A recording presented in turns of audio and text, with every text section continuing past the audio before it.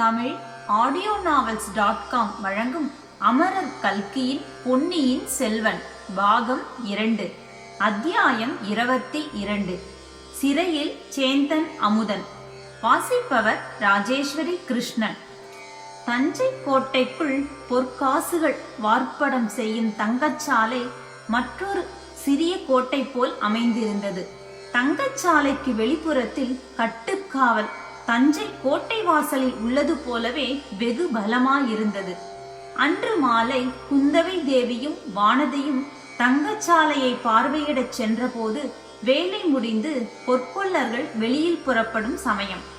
வாசற்காவலர்கள் பொற்கொள்ளர்களை பரிசோதித்து வெளியில் அனுப்ப ஆயத்தமானார்கள். பொற்கொள்ளர்கள் வாசலண்டை வந்து குவிந்திருந்தார்கள். அந்த நேரத்தில் அரண்மனை ரதம் வந்து தங்கச்சாலையின் வாசலில் நின்றது. குந்தவையும் வானதியும் இறங்கினார்கள். அவர்களை பார்த்ததும் காவலர்களும் பொற்கொள்ளர்களும் மெய்மறந்து நின்று வாழ்க இளைய பிராட்டி என்று கோஷித்தார்கள். தங்கச்சாலையின் தலைவர் ஓடி வந்து அரசகுமாரிகளை ஆர்வத்துடன் வரவேற்றார். உள்ளே அழைத்துச் சென்று பொன்னை காய்ச்சும் அக்னிகுண்டம், நாணய வார்ப்படம் செய்யும் அச்சுக்கள், அச்சிட்ட நாணயங்கள் முதலியவற்றை காட்டினார். அன்றைய தினம் வார்ப்படமான தங்க நாணயங்கள் ஒரு பக்கத்தில் கும்பலாக கிடந்தன. அந்த பசும் பொன் நாணயங்களின் ஒளி கண்களை பறித்தது.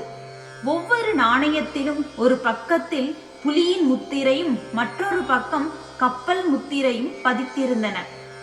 பார்த்தாயா வானதி, எத்தனையோ காலமாக இந்த சோழ நாட்டுக்கு உலகமெங்கும் இருந்து தங்கம் வந்து கொண்டிருந்தது. தரை வழியாகவும் வந்தது, கப்பல் வழியாகவும் வந்தது. இதுவரை அவ்வளவு தங்கத்தையும் சுமக்கும் பொறுப்பு சோழ நாட்டு பெண் குலத்துக்கே இருந்து வந்தது. ஆபரணங்களாக செய்து போட்டுக்கொண்டு தூக்க முடியாமல் தூக்கி வந்தார்கள். கொஞ்ச காலமாக சோழ நாட்டு பெண்களுக்கு அந்த பாரம் குறைந்து வருகிறது. நம் தனதிகாரி பழுவேட்டரையர் இம்மாதிரி கண்ணை பறிக்கும் தங்க நாணயங்களை வார்ப்படம் செய்ய ஏற்பாடு பண்ணிவிட்டார் என்று குந்தவை சொன்னாள். அக்கா, அதனால் என்ன சௌகரியம் என்று வானதி கேட்டாள். என்ன சௌகரியமா? நீ ஒன்றுமே தெரியாத பெண்ணடி. இம்மாதிரி பொன்னை நாணயங்களாக செய்துவிட்டால் இவ்வளவு பொன் என்று நிறுத்து பாராமலே மதிப்பிட சௌகரியம். குடிகள் அரசாங்கத்துக்கு வரி கொடுக்க சௌகரியம். வர்த்தகர்கள் வெளிநாட்டாரோடு வியாபாரம் செய்வதில் பண்டத்துக்கு பண்டம் மாற்றிக்கொண்டு கஷ்டப்பட வேண்டியதில்லை. பொன் நாணயங்களை கொடுத்து பொருள்களை வாங்கலாம். பொன் நாணயங்களை பெற்றுக்கொண்டு பண்டங்களை விற்கலாம். ஆகையினால்தான் சோழ நாட்டு வர்த்தகர்கள் நம் தனதிகாரி பழுவேட்டரையரை வாழ்த்துகிறார்கள். இன்னும் ஒன்று சொல்கிறேன் கேள் என்று கூறி குந்தவை தேவி குரலை தாழ்த்தி கொண்டு சொன்னாள். சக்கரவர்த்திக்கும் சக்கரவர்த்தியின் குடும்பத்துக்கும் எதிராக சதி செய்பவர்களுக்கு இந்த நாணயங்களினால் அதிக சௌகரியம். எப்படிப்பட்ட உத்தமர்களையும் இந்த பொற்காசுகளின் மூலம் துரோகிகள் ஆக்கிவிடலாம் அல்லவா என்றாள். அருகில் நின்ற தங்கச்சாலை தலைமை அதிகாரியின் காதில் குந்தவை கடைசியில் கூறிய வார்த்தைகள் லேசாக விழுந்தன. அந்த அதிகாரி, ஆம் தாயே, அம்மாதிரி பயங்கரமான வதந்திகள் எல்லாம் இக்காலத்தில் கேள்விப்படுகிறோம். ஆகையினால்தானே இப்போது கொஞ்ச நாளாக இந்த தங்கச்சாலைக்கு கட்டுக்காவல் அதிகமாயிருக்கிறது. இதன் அடியில் உள்ள பாதாள சிறைக்கு வருவோரும் போவோரும் அதிகமாகிவிட்டார்கள் என்று சொன்னார். வருகிறவர்கள் உண்டு, போகிறவர்கள் கூட உண்டா என்று குந்தவை கேட்டார். ஏன், அதுவும் உண்டு. இன்று காலையில் ஒருவனை கொண்டு வந்தார்கள். ஒரு நாழிகைக்கு முன்னால் அவனை திரும்பவும் கொண்டு போய் விட்டார்கள் என்று அந்த அதிகாரி கூறினார். அது யாராயிருக்கும் என்று குந்தவைக்கு சிறிது வியப்பாய் இருந்தது. தங்கச்சாலைக்குள் பற்பல வேலைகள் நடக்கும் இடங்களை பார்த்துவிட்டு பின்புறமாக சென்றார்கள். பின் சுவரில் ஒரு சிறிய வாசல் இருந்தது. அதை திறந்து கொண்டு சென்றார்கள். சென்ற இடத்தில் வெளிச்சம் குறைவாக இருந்தது. கூரை தாழ்வாக இருந்தது. 4 புறமிருந்தும் கேட்டவர்கள் ரோமம் சிலிர்க்கும்படியான உருமல் சத்தம் கேட்டது. ஒரு சேவகன் தீவர்த்தி பிடித்து கொண்டு நின்றான். அதன் வெளிச்சத்தில் 4 புறமும் உற்று பார்த்தபோது பல கூண்டுகளும் அவற்றுக்குள்ளே அடைக்கப்பட்ட புலிகளும் இருப்பது தெரிந்தது. அவற்றில் சில வேங்கை புலிகள், சில சிறுத்தை புலிகள், சில படுத்திருந்தன, சில கூண்டுக்குள் முன்னும் பின்னும் உலாவிக் கொண்டிருந்தன. அவற்றின் கண்கள் அந்த இடத்தின் மங்கலான வெளிச்சத்தில் நெருப்புத் தணல்களைப் போல் ஒளிர்ந்தன. குந்தவை வானதியின் கரத்தை கெட்டியாக பிடித்துக்கொண்டு, அடியே, பயமாக இருக்கிறதா? இங்கே மூச்சை போட்டு விழுந்து வைக்காதே என்றாள். வானதி லேசாக சிரித்துவிட்டு, புலியை கண்டு என்ன பயம் அக்கா? புலி நம்முடைய குலத்தின் காவலன் அல்லவா என்றாள். சில சமயம் காவலர்களே எதிரிகளுடன் சேர்த்து விடுவார்கள் அல்லவா? அப்போது அபாயம் அதிகமாயிற்றே. இல்லை அக்கா, மனித காவலர்கள் அப்படி ஒருவேளை துரோகம் செய்யலாம்.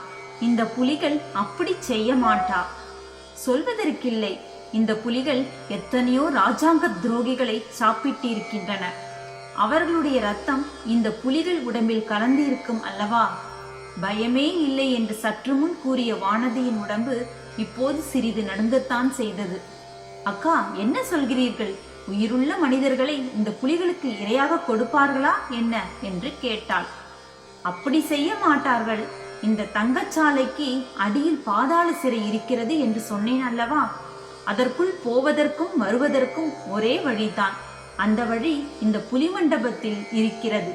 சிறைக்குள்ளிருந்து யாராவது தப்பித்து வர முயன்றால் இந்த மண்டபத்துக்குள்ளே தான் வர வேண்டும். அப்போது புலிகளுக்கு இரையாவார்கள். சிவசிவா, என்ன கொடூரம்! ராஜாங்கம் என்றால் அப்படித்தான். கருணையும் உண்டு, கொடூரமும் உண்டு. வானதி, ஒரு சமயத்தில் என்னையே இந்த பாதாள சிறையில் அடைத்தாலும் அடைத்து விடுவார்கள். சின்ன பழுவேட்டரையர் இன்றைக்கு என்னுடன் பேசியதை நீ கேட்டிருந்தால் நன்றாயிருக்கிறதக்கா. தங்களை பிடித்து சிறையில் அடைக்கும் வல்லமையுள்ளவர்கள் 14 உலகத்திலும் இல்லை. அப்படி யாராவது செய்ய முயன்றால் பூமி பிளந்து இந்த தஞ்சை நகரத்தையே விழுங்கிவிடாதா? அதை பற்றி எனக்கு கவலை இல்லை. நம்முடைய பழையாறை வைத்தியர் மகனை பற்றி தான் கவலைப்படுகிறேன். அந்த சாது பிள்ளை தப்ப முயன்று இருக்க மாட்டான் அல்லவா? சாது பிள்ளைதான். ஆனால் யார் எப்போது எப்படி மாறுவார்கள் என்று சொல்ல முடிவதில்லையே. புலிகளின் உருமல் கோஷம் இன்னும் அதிகமாயிற்று. காவலனை பார்த்து, புலிகளுக்கு ரொம்ப கோபம் போலிருக்கிறதே என்றாள் குந்தவை. இல்லை தாயே, சக்கரவர்த்தியின் திருக்குமாரியை இவை வாழ்த்தி வரவேற்கின்றன என்று காவலன் சமத்காரமாய் மறுமொழி கூறினான். நல்ல வரவேற்பு என்றாள் குந்தவை. அதோடு புலிகளுக்கு இரை போடும் சமயம் நெருங்கிவிட்டது. இரையை நினைத்து உருமுகின்றன. அப்படியானால் நாம் சீக்கிரம் போய்விடலாம். சிறையின் வாசல் எங்கே இருக்கிறது? மண்டபத்தின் ஒரு மூலைக்கு இதற்குள் அவர்கள் வந்திருந்தார்கள்.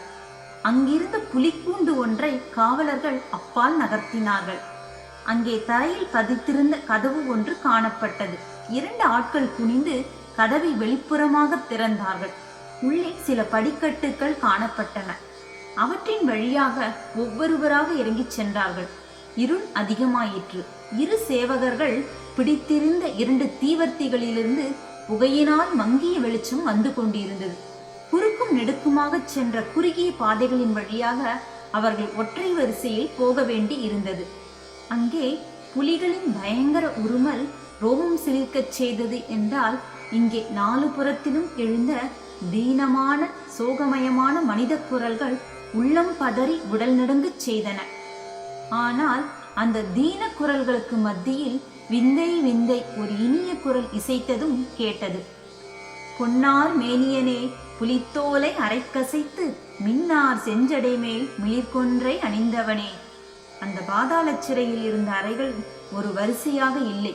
முன்னும் பின்னும் ஓணலும் மாணலுமாக இருந்தன. ஒவ்வொரு அறைவாசலிலும் சென்று காவலன் தீவர்த்தியை உயர்த்தி பிடித்தான். சில அறைகளில் உள்ளே ஒருவனே இருந்தான். சிலவற்றில் 2 இருந்தார்கள். சில அறைகளில் இருந்தவர்களை சுவரில் அடித்திருந்த ஆணி வளையத்தில் சேர்த்து சங்கிலியால் கட்டியிருந்தது. சில அறைகளில் அவ்விதம் கட்டாமல் சுயேச்சையாக விடப்பட்டிருந்தார்கள். ஒவ்வொரு அறையிலும் இருந்தவர்களின் முகம் தெரிந்ததும் குந்தவை தேவி தலையை அசைக்க எல்லோரும் மேலே சென்றார்கள். நடுவில் ஒரு சமயம் வானதி, இது என்ன கொடுமை? இவர்களை எதற்காக இப்படி அடைத்திருக்கிறது? நீதி விசாரணை ஒன்றும் கிடையாதா என்று கேட்டார். அதற்கு குந்தவை, சாதாரண குற்றங்களுக்கு நீதி விசாரணை எல்லாம் உண்டு.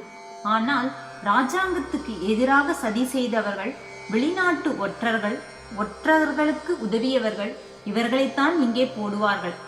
அவர்களிடமிருந்து தெரிய வேண்டிய உண்மை தெரிந்துவிட்டால் வெளியே விட்டு விடுவார்கள். ஆனால் சிலரிடமிருந்து உண்மை ஒன்றும் தெரிவதில்லை. ஏதாவது இருந்தால்தானே சொல்லுவார்கள். அவர்கள் பாடு கஷ்டம்தான் என்றாள். இதற்குள்ளாக பொன்னார் மேனியனே பாட்டு மிக சமீபத்தில் கேட்க தொடங்கியிருந்தது. அந்த அறையில் சென்று தீவர்த்தியை தூக்கி பிடித்த போது அங்கே ஒரு சிறு பிள்ளை இருப்பது தெரிந்தது. ஏற்கனவே நமக்கு தெரிந்த பிள்ளைதான் அவன், சேந்தன் அமுதன். அவனுடைய குற்றமற்ற பால்வடியும் பச்சை பிள்ளை முகம் இளவரசிகளுடைய கவனத்தை கவர்ந்தது.